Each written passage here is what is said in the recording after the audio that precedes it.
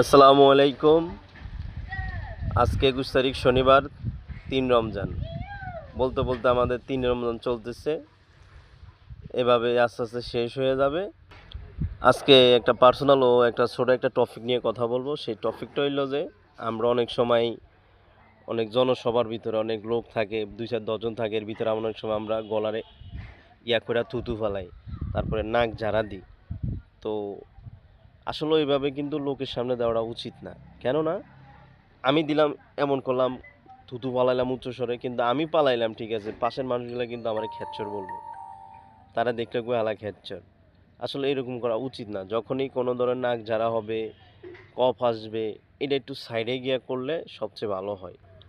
বিশেষ করে মসজিদে পড়ার সময় দেখি মানুষের মসজিদের ভিতরে করে, এগুলো কিন্তু সাইডে করলে নিজের পার্সোনালিটি নাহলে মানুষে খেচ্চর বলবে, এগুলা থেকেও কিন্তু বাচ্চা থাকতে হইব, নাহলে মানুষ খারাপ বলবে।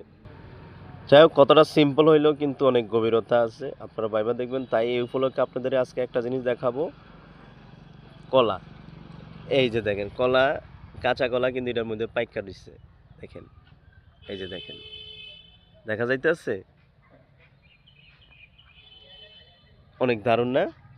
এখন ফলো করতেছি আমি, এই যে এই যে এই যে এই যে এই যে দেখেন কয়েকটা পাইকা দিচ্ছে। এই কলার মালিকের আমি আজকে নক করবো, এই কলাগুলো আমি নেব।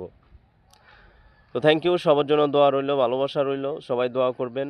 আর পুরা রমজান মাস রোজা রাখবেন, নামাজ কালাম পড়বেন, মানুষের পাশে থাকবেন, মানুষকে সাহায্য করার চেষ্টা করবেন, মন ভালো হবে।